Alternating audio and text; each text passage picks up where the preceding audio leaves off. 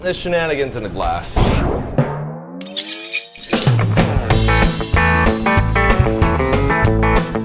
can I add to that? Chocolate mole bitters, egg whites, bluegrass sundown.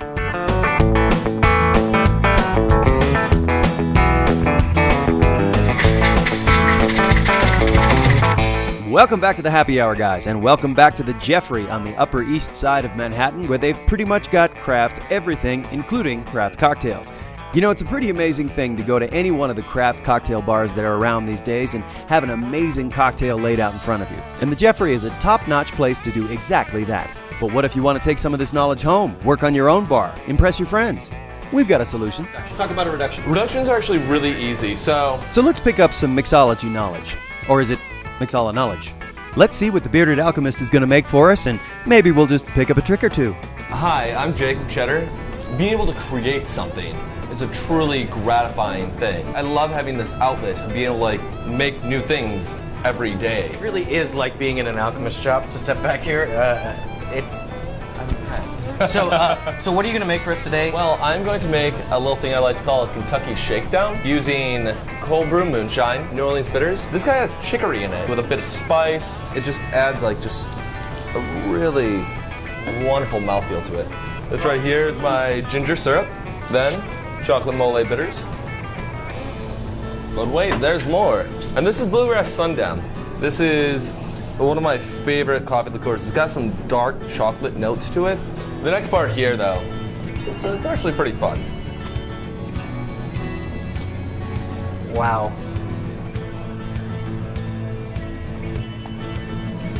All right, so what we're gonna do is let this sit for just a minute. Smell that? Yeah. The next part is actually going to be pulling off the tonka bean. This bean is enough for 80 dishes. It's like spiced vanilla, clove, coriander, even like a touch of marzipan. Oh, wow. All kinds of stuff in there. Always check your glass. Make sure you don't have any cracks in it, no smudges. So if you're using egg whites, I actually strongly recommend using pasteurized egg whites. It's safer, you get a lot better consistency, and by and large for your average cocktail, you only need about 0.75 ounces. All right, you ready? Wow. You'll notice I put the egg white in here, and I'm putting ice in first. A lot of bartenders actually shake it. They do the dry shake first, and then they chill it. By doing it this way, you actually get a lot more control of the foam that you have. So it's about 7 seconds. Hey, Christopher Lloyd. 1.21 gigawatts! Why did I do that? No, so you already got a little bit of that emulsification on there. And so what I usually do here is I'm waiting to hear that consistency change. Yeah, because now you get it sounds almost a little bit fluffier. That makes sense. Take it, hold it up to the light. There we go. Now, obviously, this is a pretty intense recipe, but it gives Jacob a chance to showcase his skills, and who are we to say no to that? But we found that whatever drink he was working on, we were always picking up little tips and tricks, like checking your glass, how to use egg whites, and so on and so forth. Stop it. Do Christopher Lloyd again. Anything with the rhubarb. But let's go ahead and get even more straightforward. Here's some tips directly from the Bearded Alchemist. 3 things I can do. What's number 1? Okay, number 1 is don't be afraid to f up. That's the biggest part. I live by it all the you know? time, Yeah. every day.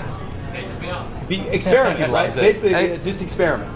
Yeah, Fun. experiment every chance you get. If you got an idea, give it a shot. A big thing is looking at what's in season. As we were talking about before, fresh juices are super important. Fresh ingredients. I So recommend that's kind of number 2, right? That's Fresh number 2. ingredients. I recommend checking out the book In Season. It's a great guide to what you have going on. By no means is it the end-all be-all, but it's a great starter. And then the other part is knowing what flavors complement each other. And that's really what I look for. Whenever I'm doing a beer reduction or just doing a regular beer cocktail, I'll go and see, we have the Jolly Pumpkin Saison Y, which is a great beer. It's a sour. It's with wonderful wild yeast beer. And again, the flavors are pretty complex, but you get that nice citrus. And so what goes well with citrus? A bit of lime. And with this, something like this you could use when you're doing a reduction, you could use fresh raspberries, use fresh blueberries, and then you can really enhance those flavors there. Okay, so basically we're saying don't be afraid to fuck up. Look for what's fresh.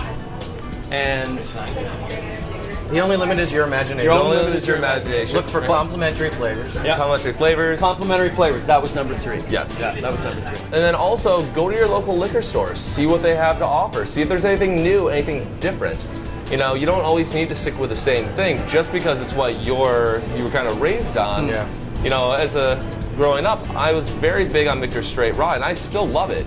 But there's High West Double Rye. Yeah, such good stuff out there. Focusing on seasonal, focusing on fresh, and a bit sassy. You know, you need a little bit of sass in all of your cocktails. I don't disagree with that Yeah. at all. So Check back with us. There's Yeah. going to be more cocktail classes with the Bearded Alchemist coming up. we are going to follow Mother Nature, much as he does, and we'll be back for the next season, the next round of craft cocktails. It'll be cool. Thank you so much for having us thank you behind your guys. bar. Anytime. Thank you. Thank Jacob, you. You rock. See you guys next time. Get out there. Start mixing. Indeed. Cheers. Cheers. Smell that? Yeah. It's just so That beautiful. ain't Lee.